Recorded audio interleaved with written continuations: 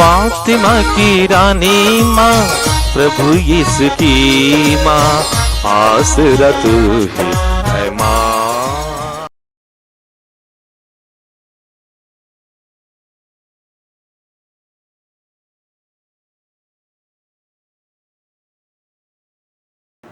पहला पाठ योब का ग्रंथ,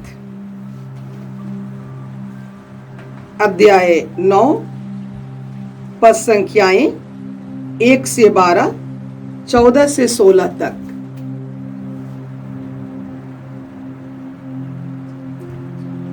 योब ने अपने मित्रों से यह कहा, मैं निश्चित रूप से जानता हूं कि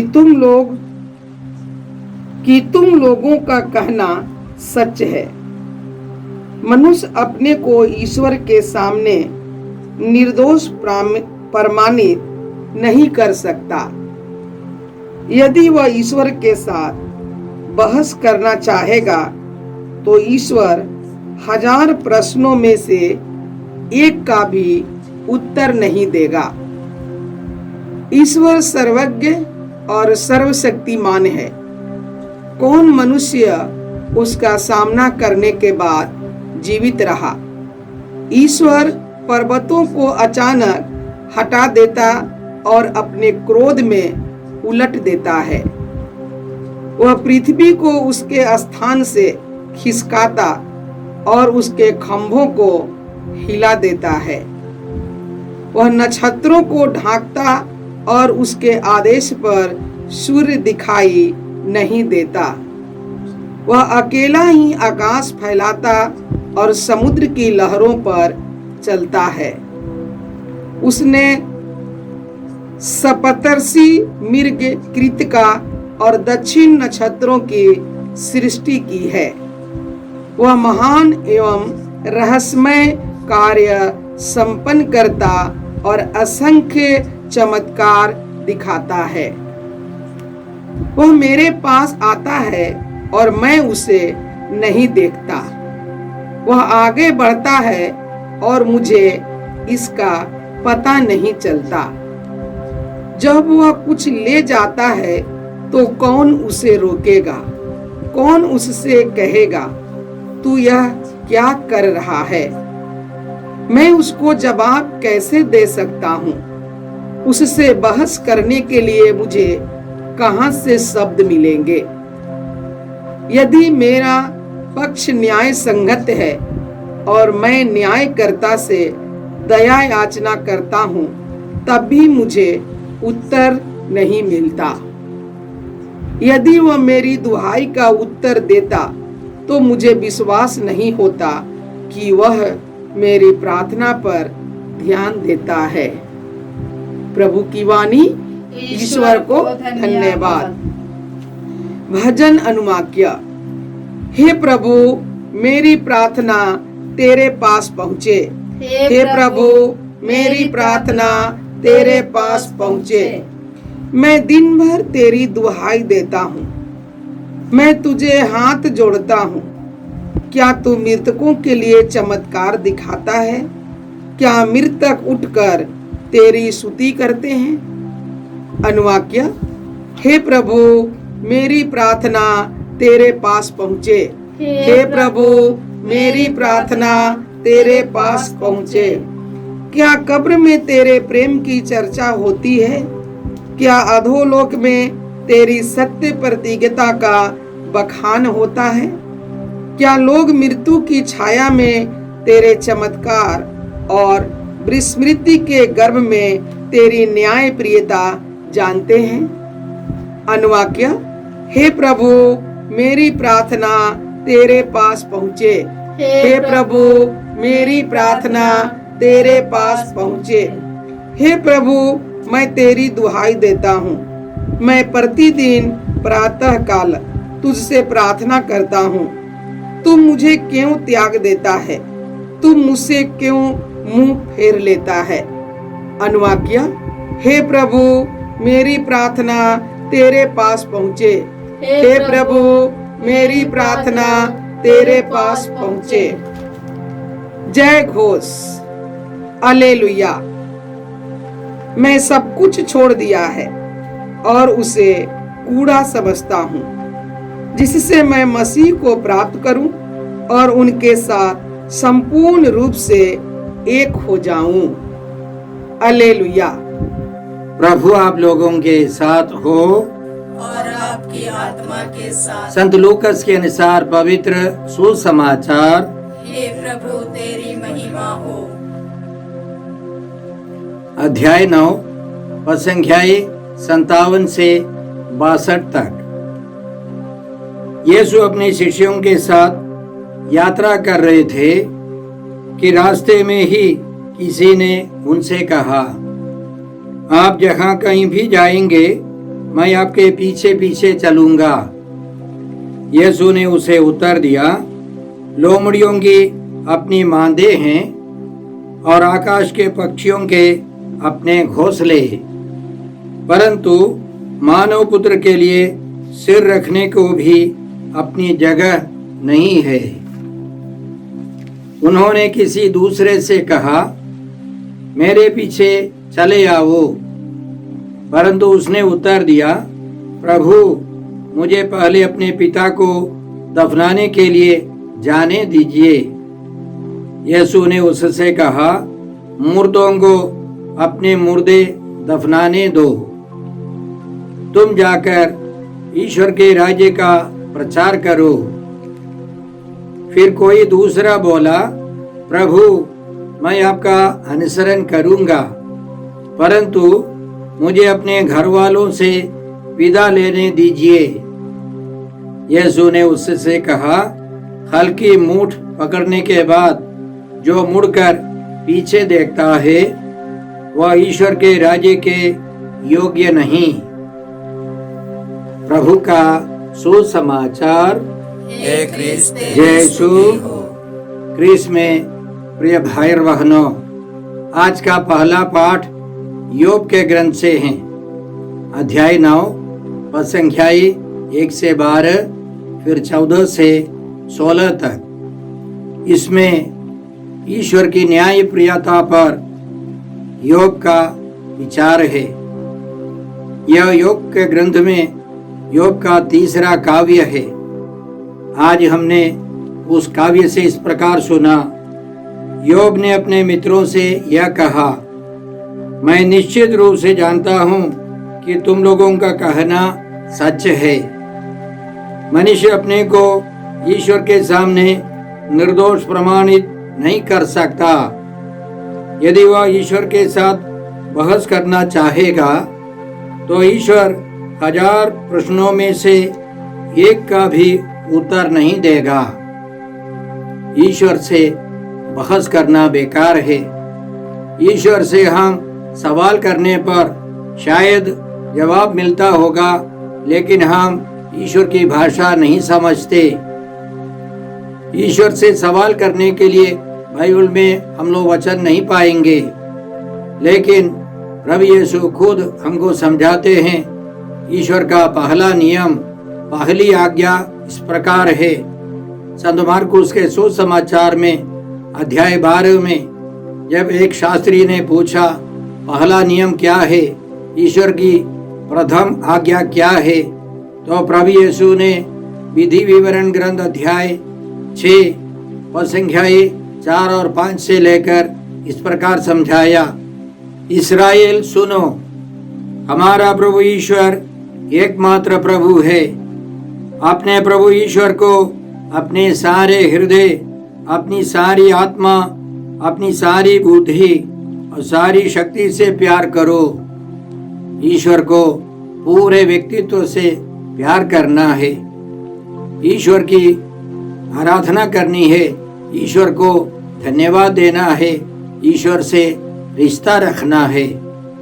और संत पौलुस थिस्सलुनीकियों के नाम पहले पत्र अध्याय 5 पद संख्याएं 16, 17, 18 में इसी प्रकार हमको समझाते हैं, आप लोग हर समय प्रसन्न रहें, निरंतर प्रार्थना करते रहें, सब बातों के लिए ईश्वर को धन्यवाद दें, क्योंकि यीशु मसीह के अनुसार आप लोगों के विषय में ईश्वर की इच्छा यही है, हमें निरंतर प्रार्थना करनी है। हर समय प्रसन्न रहने के लिए निरंतर प्रार्थना करें और सब बातों के लिए ईश्वर को धन्यवाद देना है।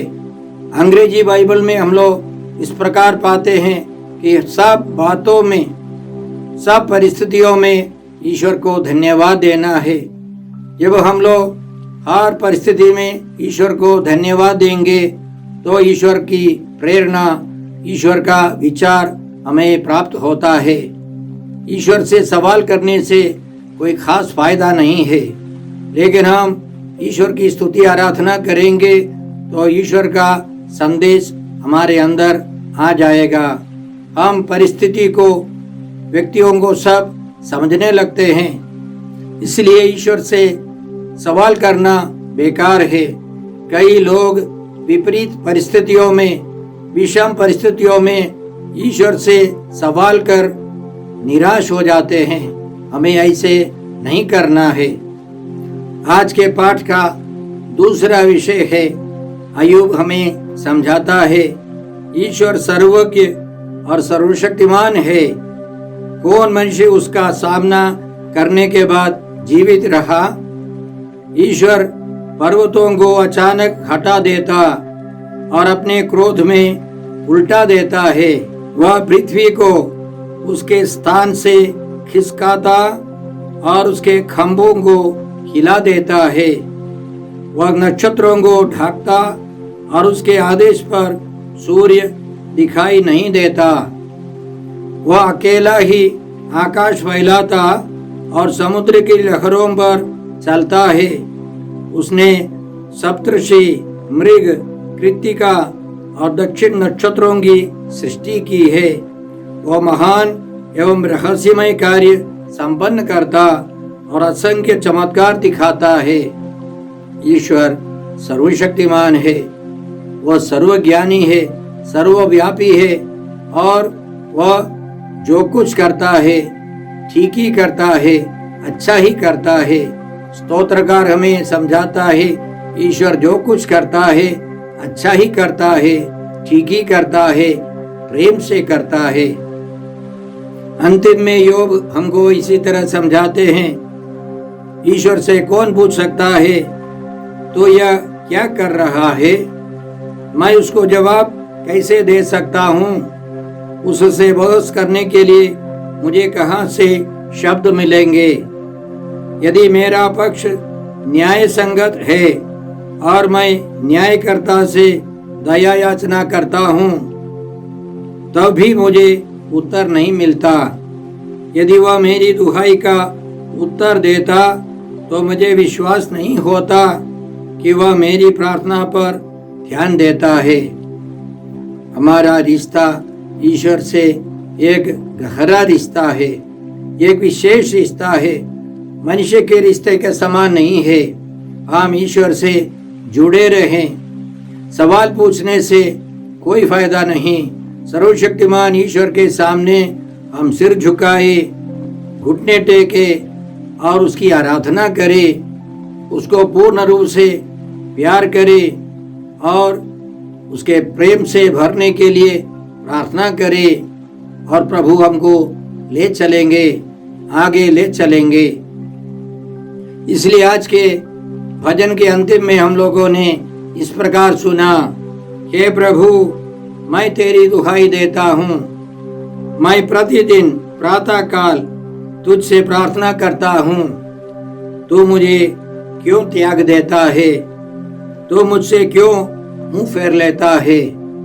वास्तव में ईश्वर हमसे मुंह नहीं फेर लेता है, हमारा त्याग नहीं करता है। प्रभु यीशु ने हमको स्पष्ट शब्दों में समझाया, जिस प्रकार पिता ने मुझको प्यार किया है उसी प्रकार मैं भी तुमको प्यार करता हूँ। तुम मेरे प्रेम में दृढ़ बने रहो।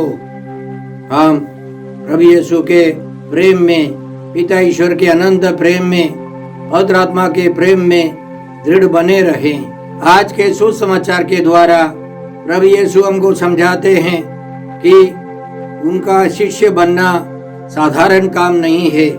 सबसे महत्वपूर्ण कार्य है उनकी बुलाहट होनी चाहिए और हमारा जवाब होना चाहिए। इसलिए जब एक पहले व्यक्ति ने प्रभु यीशु को समझाया कि आप जहाँ जाए मैं आपके पीछे पीछे चलूँगा, तो प्रभु ने उसको मना किया, उसका स्वीकार नहीं किया, क्योंकि उसको ईश्वर की ओर से विशेष बुलाहट नहीं थी।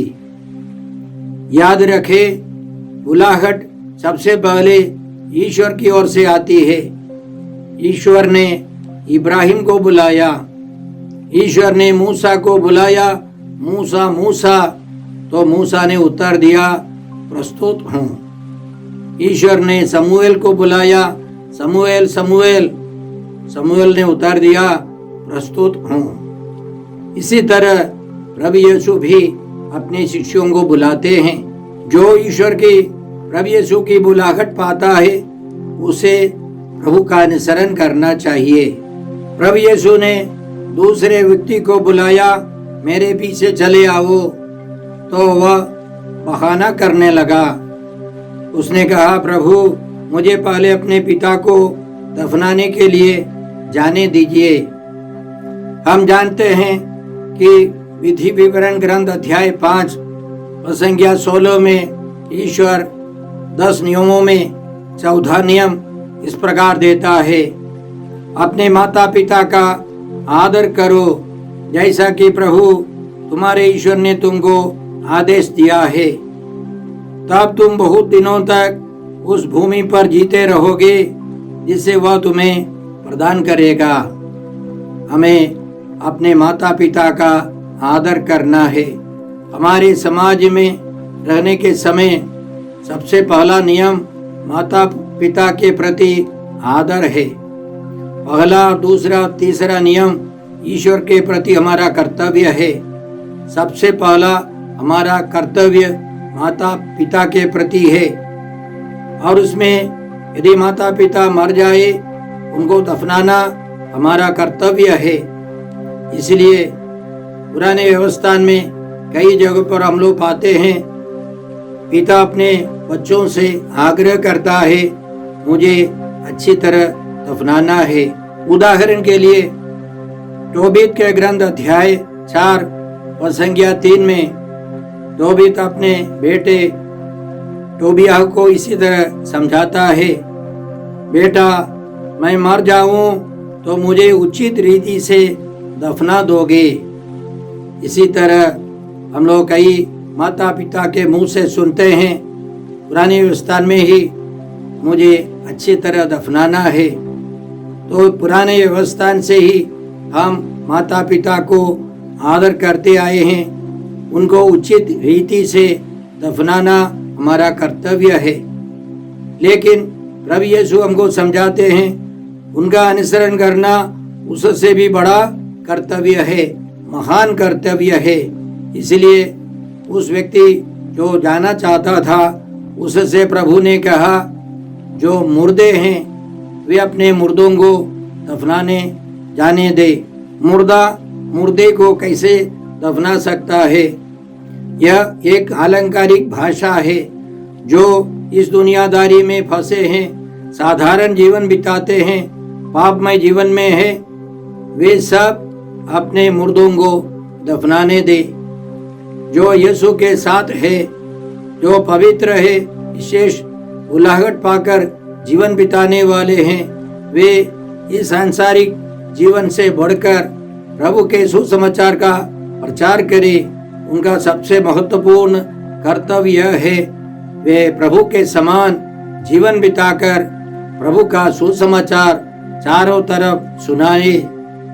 यह सबसे महत्वपूर्ण कर्तव्य है। तीसरा व्यक्ति प्रभु की बुलाहट पाकर इस प्रकार कहता है, प्रभु मैं आपका अनुसरण करूंगा, बल्कि एक शर्त पर। शर्त क्या है? मुझे अपने घर वालों से विदा लेने दीजिए। मैं घर वालों को भी प्यार करता हूँ, उनसे एक लगाव है। और प्रभु कहते हैं, हल की मूठ पकड़ने के बाद जो मुड़कर पीछे देखता है वह ईश्वर के राज्य के योग्य नहीं है। हम राजाओं के पहले ग्रंथ में अध्याय 19 में इस प्रकार पढ़ते हैं, एलिया वहां से चला गया और उसने शाफाट के पुत्र एलीशा के पास पहुंचकर उसे हल जोतते हुए पाया। उसने 12 जोड़ी बैल लगा रखे थे और वह स्वयं 12वीं जोड़ी चला रहा था। एलिया ने उसकी बगल से गुजरकर उस पर अपनी चादर डाल दी। एलीशा ने अपने बैल छोड़कर एलिया के पीछे दौड़ते हुए कहा, मुझे पहले अपने माता पिता का चुंबन करने दीजिए, तब मैं आपके साथ चलूंगा। एलिया ने उत्तर दिया, जाओ लौटो।